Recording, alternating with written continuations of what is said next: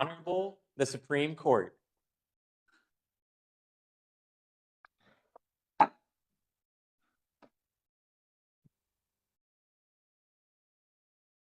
morning, everybody. Thank you very much. Please be seated.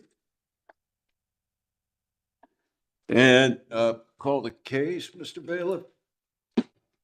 Good morning, Your Honors. The matter before the court this morning is the case entitled Sean Gordon v. Katie Fogell, case number 24AP049. Representing the appellant, Katie Fogell, is attorney Jacob Oblak. Representing the appellee, Sean Gordon, is attorney Cynthia Broadfoot.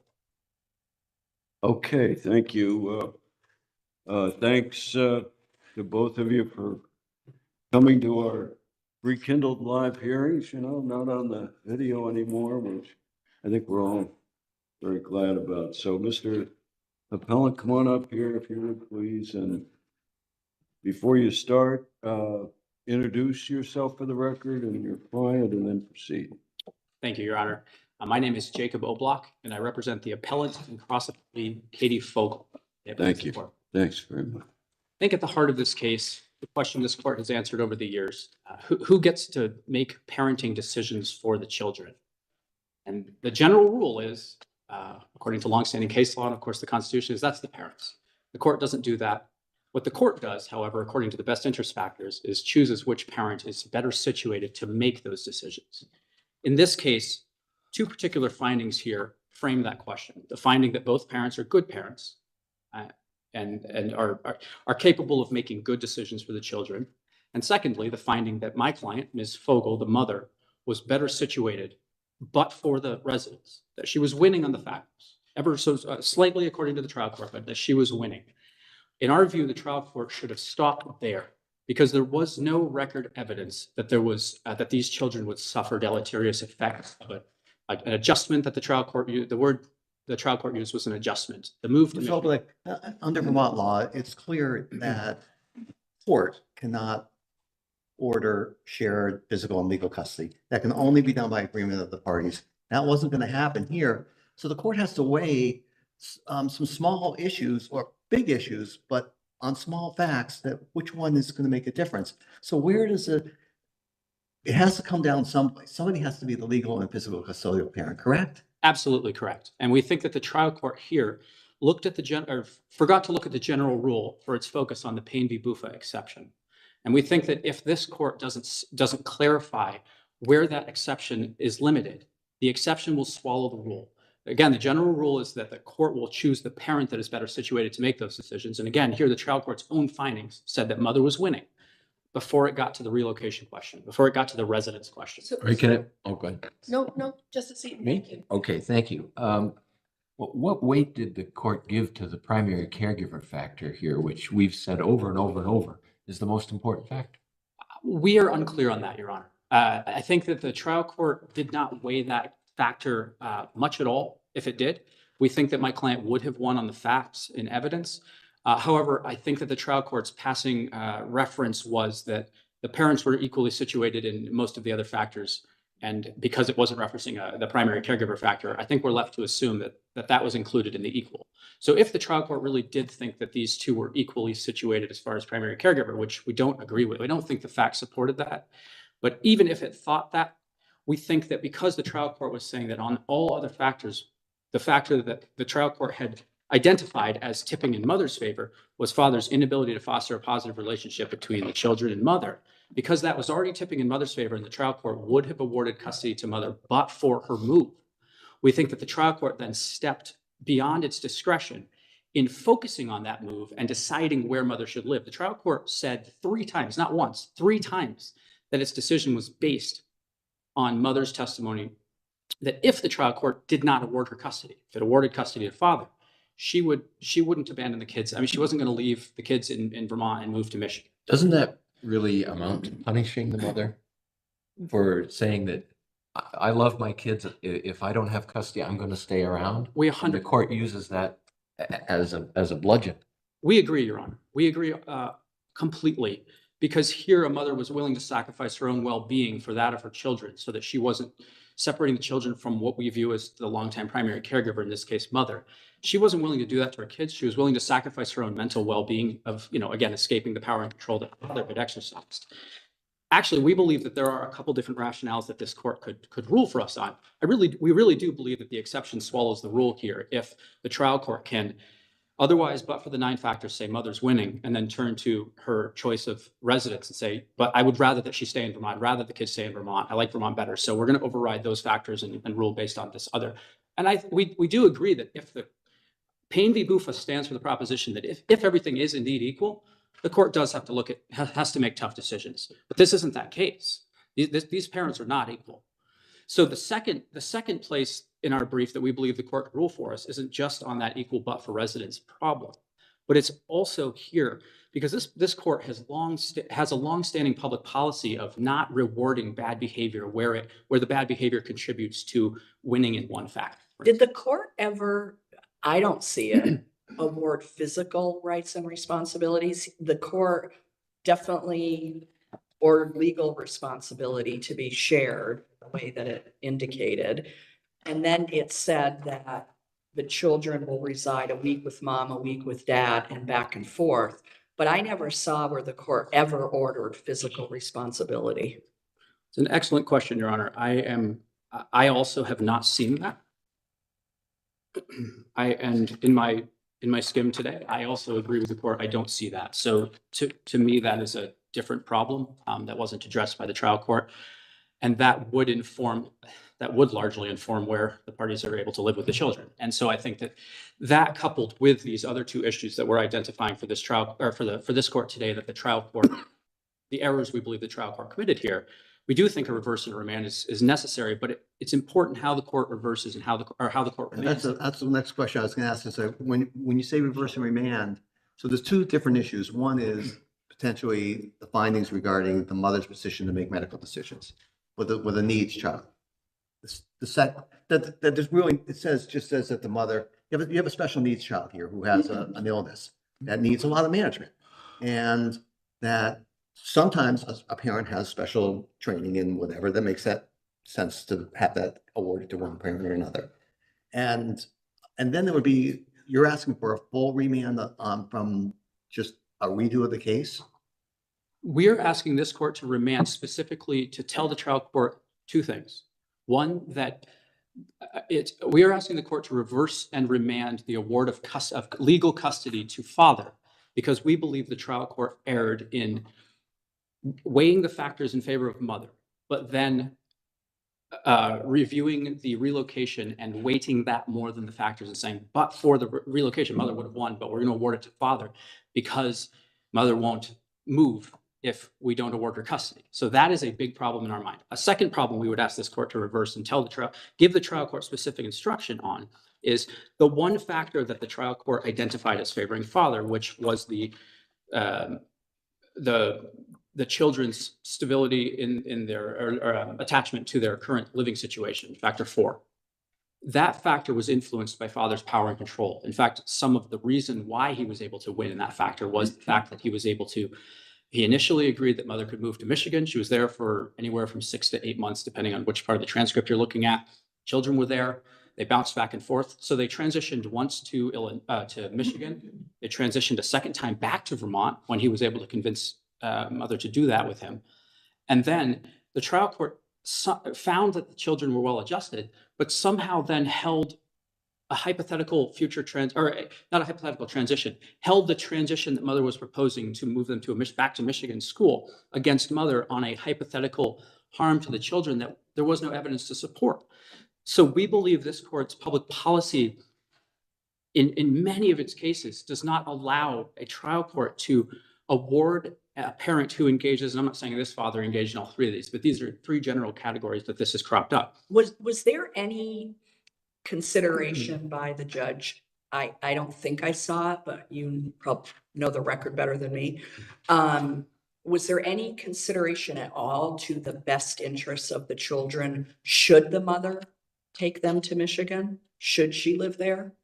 I don't believe that there was much at all. I think that the closest the trial court came to that was its discussion of the adjustment that the children would undergo by moving schools, basically. Yeah. But no, I don't think the trial. And court the other analyzed it. thing that bothered me a lot about the order was that this moniker, legal custody.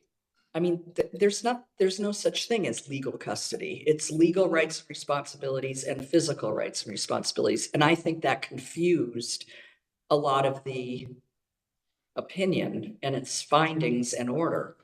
I think I agree, Your Honor. As in our view, this court's jurisprudence is there's legal rights and responsibilities under 664 and 665, and there's physical. Legal rights is which parent. Again, it's not the decision of what should be done, whether which doctor, whether to get a vaccine, all these various parenting decisions that are best left to parents who know their children best. I mean, every kid is different.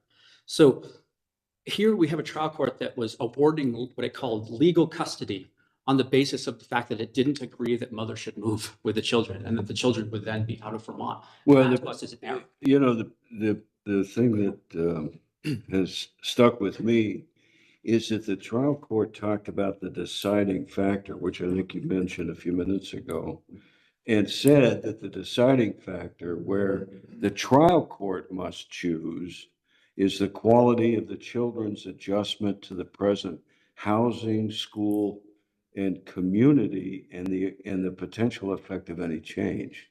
That's what I've got.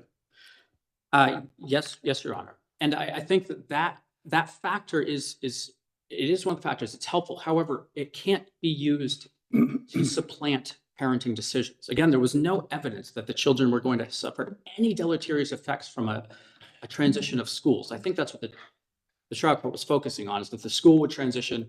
The trial court said that father's parents lived in the area, which is very true. Father lives with his parents. But the trial court, I apologize, Judge. The trial court ignored all, 45 plus relatives in Michigan. It ignored the fact that mother already had medical providers lined up in Michigan, that all she had to do was pick up the phone again and reconnect them. It held against her the fact that she hadn't entrenched her life in Michigan, but she couldn't do that before the court allowed her to move with the children. So I think that's a chicken and egg problem. She can't actually get an apartment out there until you have to put a first month's rent and a deposit down. But why would anyone be able to do that until a trial court is saying you can do that with your children? I'm not going to. All right. Do you think that the court's handling of the medical decision-making was appropriate here? As I recall, it was based on the court's desire to keep mother involved rather than that it was in the child's best interest or the children's best interest. Two answers to that, Your Honor. We think that the trial court should have awarded the balance of custody of legal rights and responsibilities and physical to mother, and that would obviate any discussion of splitting up. However, we do believe that this court has affirmed such decisions in the past, specifically based on that. And it was Flickinger v. Hannon. It was a rocket docket decision, and Flickinger v. Hannon in 2020. That's cited in our brief on page 2 of the reply brief. The court, in that case, again, non-precedential, but the court did hold that the court affirmed a parental rights and responsibility award, splitting rights between the parents, where the trial court did so, quote, to ensure that father would be a participant in daughter's medical care, unquote. And I don't believe that coupled with a finding that would be in the children's best interests, as long as those two components are there, I think that Vance v. Locke and Shea v. Metcalf would also support that. Isn't the second component missing here, though? The court didn't say that it was in the children's best interest. The court did say that. On the medical decisions? Yes. Said that they I believe so. keep mom involved. It said that its award of splitting it was in the children's best interests. Well, in the transcript, she testified she had thyroid surgery at the same time that her daughter with juvenile diabetes was in the hospital. Is that right?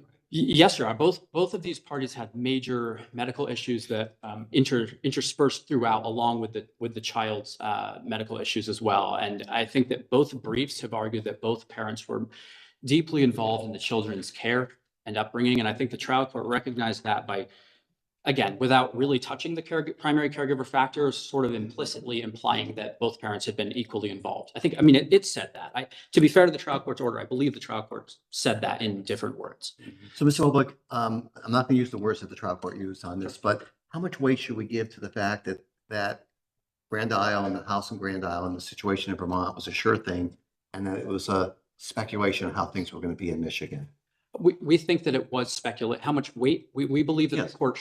this court should reverse on that conclusion based on its own findings and based on the evidence, because we don't believe that the trial court fairly or even closely hewed to the actual evidence on that issue. Again, the trial court said it was speculative. It wasn't.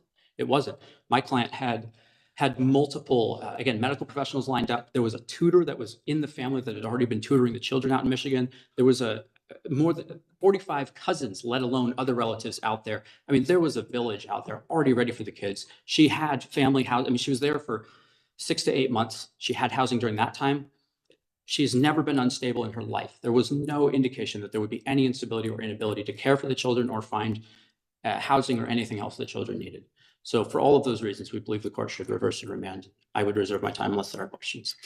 Okay, thanks very much. We'll hear from Fogell. Please come on up, and before you start, if you would, introduce yourself and identify your client. Thank you, Your Honors. My name is Cynthia Broadfoot. I'm here for the appellee and cross appellant Sean Gordon. Thank you. Morning. I want to start by just saying this isn't a relocation case. This is an initial establishment case. And so in an initial establishment. How do you distinguish? What do you, I'm not sure I follow you. What is the distinction that you're making? Sure.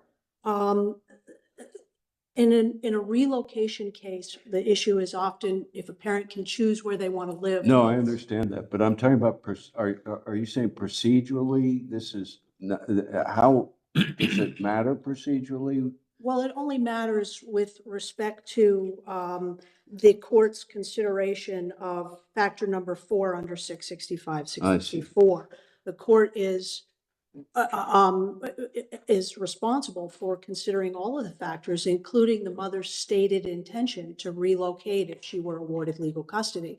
And so as part of its consideration, the trial court did what was appropriate, which was to consider the children's relationship to the current community and school and their established connections to those important criteria in a custody determination.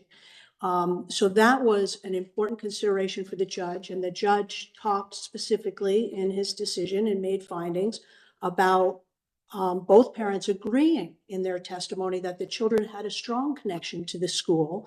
The court also heard other evidence from the school health professional and from father about their connection to the school and the community. And the court appropriately determined that that was an important criterion for determining that father should have legal rights and responsibilities, because mother's relocation to it was unknown to them, and the Okay, court but found. sorry to interrupt you, Sure. Ms. Bradford, but Mr. Obach was just talking about that, is that so much evidence that came in, the support system that she had in Michigan, which was given one line in the trial court's decision. The court heard lots of evidence on both sides, and the problem with the appellant's argument in this is that they are relying exclusively on mother's testimony to the exclusion of testimony given from father, grandmother, school personnel. And so the mother, I think it was acknowledged that she didn't know where she was going to be living, didn't have employment there. There was no evidence about where the children would be in school or any of those things. The evidence was largely that she had an extended family network there, but also there was evidence that the children had limited contact with those family members, as opposed to grandmother and grandfather here in Vermont, where they had routine weekly contact and in fact lived with them during the lengthy separation of these parties. So, Ms. Broadfoot, it was not an abuse of discretion if the judge focused on the status quo and wanted to maintain the status quo for the children. I don't think as their best interests. I don't think it was an abuse of discretion at all, especially given all the unknowns on the other side and all of the things that were not, the judge was not given any clarity on and was not able to make findings on. I would also point out that while that the court did go through the criterion which they were required to do, obviously, before making the determination. And they determined that there was no primary, or that both were primary. I don't know which way you want to look at it, but they said the parents were, the trial court said the parents were equally I think he said contributed equally. contributed equally to the operation of the household and the upbringing of the children, I think was the language that the court used. So all of this argument about the primary caregiver, our view is that the court did look at that and determined that there wasn't one primary over the other. That was actually supported by the evidence, because remember, during post 2018, there was testimony from the father that he was diagnosed with MS, was out of work, was home all the time. Even during the lengthy separation, there was a week on, a week off, rotating between mom and dad's household. And also there was evidence from the grandmother and the school health provider who indicated that dad was at least equally involved, if not more. So the court looked at all of the criterion and determined that it was that the criterion, when viewed in totality, favored father in this situation before making the award. So I'm going to follow up on Justice Carroll's question to the appellant, and did the court award physical custody to one parent or the other? I will say that when Justice Carroll asked that question, I was scanning the order to see if I saw specific language, and I did not see specific language. I regret that that wasn't an issue on appeal, and so neither side really raised or addressed that issue in our briefings, our research. But I did not spot specific language. What the court did do is establish that the week on, week off schedule that had been in place was appropriate to continue. But wouldn't that be a parenting plan, not an award of physical custody? It would be, Your Honor. It would be the award for parent-child contact, if you will, the parenting plan to continue on a 50-50 basis, which was not objected to by the father. The mother, of course, proposed a significant change in the parenting plan. But I don't think the order specifically used the language of an award of physical rights and responsibilities. I'd like to ask you a question, if I might, about the mother's statement that if father gets the PR&R here, she's not going to, she would not move. And the court seems to give that weight. And I'm wondering about the policy behind that. Shouldn't we be encouraging parents to want to be with their children? And it seems like the court uses this in sort of a backwards way here. I don't quite see it that way, with all due respect, Your Honor. I see it as the mother really volunteered information that if I am not awarded legal rights and responsibilities, I of course will stay in Vermont because I want to continue this close 50-50 relationship with my children. And so she offered that information to the judge to consider. Once the judge has that information and evidence before it, I think the judge is entitled to make findings on factor number 4 about connections between the children in here and mother's stated intentions to relocating to where that factor is really an unknown for the parents and really more importantly for the children and for what is best for them. So I don't think that when a parent offers that testimony that the court, and again, this is in an establishment versus a modification for a relocation purpose. Right. Ms. All right. And would you, oh, go ahead. No, Ms. Bradford, you filed a cross appeal Yes. regarding the award of medical to the mother. And do you want to just explain briefly the gap in or the finding issue regarding why mother was in the better position with a child who had a medical condition? So our issue and the cross appeal that raised that issue, it really is focused on the notion that the court certainly has the right to, if you will, divide legal rights and responsibilities and make an award that is partial to each parent. However, in this instance, what the court did is went through the factors and determined that father was, should be awarded legal rights and responsibilities because the factors weighed more in his favor. The court then went on to say, however, to keep mom involved, I'm going to pull out the medical and dental and award that to mother. But the court did not make findings or anything to support why that was in the best interest of the children. But right, here I am. Oh, Sorry. I said, sure, right. Who is it? I can understand that. There is evidence in the record, as I pointed out during your opponent's argument, that the mother actually had substantial interest in undertaking a significant effort to understand her daughters. I mean, type 1 juvenile diabetes is a serious problem, as I'm sure you're well aware. But I've got in my notes that she responded to a question by saying that she had done everything she could to learn about the child's diabetes, how to administer the shots, how to calculate the shots.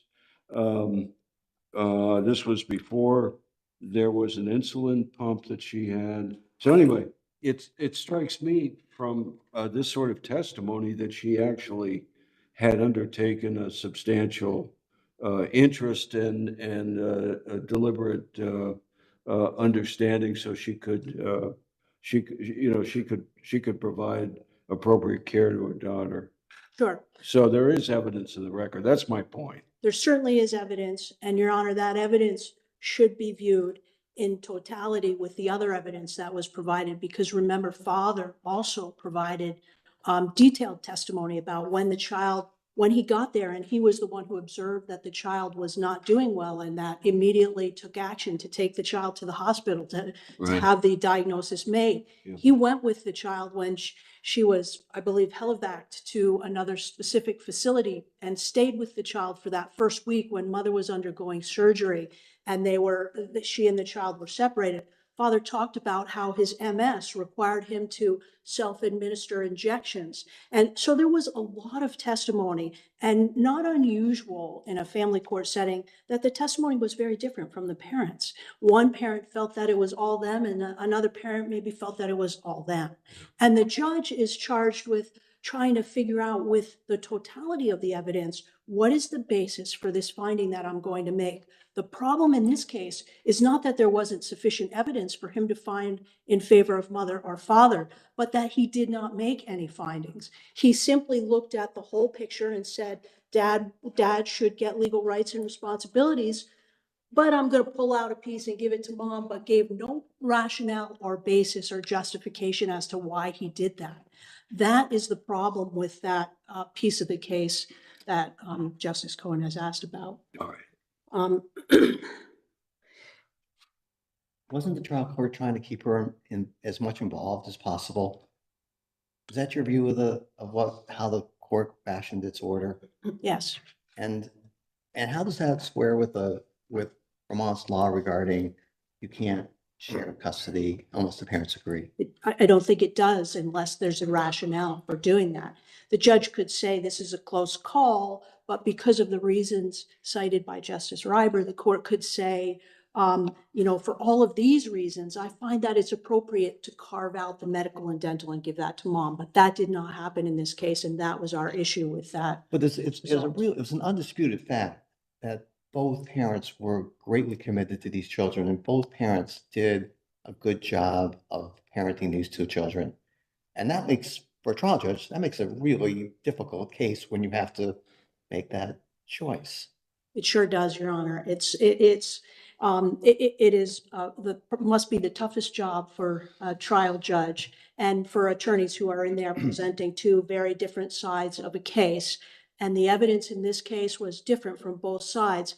But the trial judge, his obligation is to look at 665, 664, and those criterion.